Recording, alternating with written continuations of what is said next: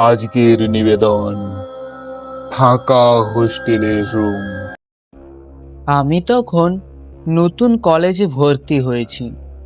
হোস্টেলের রুম পেলাম, কিন্তু সবার থেকে একটু আলাদা। পুরনো বিল্ডিংয়ের এক কোণায় একেবারে ফাঁকা ঘর। প্রথম দিনেই স্যার সাবধান করেছিলেন, ওই ঘরে কেউ থাকে না, ইচ্ছে হলে রুম পাল্টে নিস। কিন্তু আমি পাত্তা দিইনি। ভাবলাম ফাঁকা রুম মানে একা আর শান্তি। রাত তখন প্রায় 2:30। হঠাৎ মনে হলো কেউ যেন ধীরে ধীরে দরজায় হাত টোকা দিচ্ছে। আমি সাহস করে দরজা খুললাম।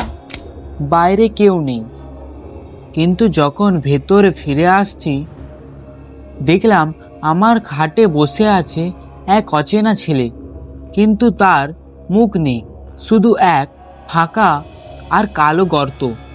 সে ধীরে ধীরে বলল, তুই আমার রুমে কেন ঘুমাচ্ছিস? আমার গলা শুকিয়ে গেল। আমি দৌড়ে লাইট জ্বাললাম, কিন্তু লাইট জ্বালার সঙ্গে সঙ্গে ঘরটা একেবারে ফাঁকা, কেউ নেই।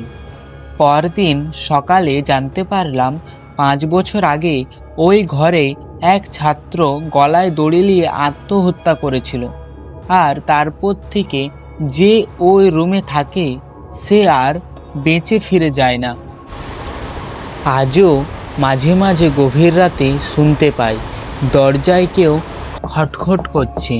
হয়তো সে ফিরে এসেছে নিজের রুম ফিরিয়ে নিতে।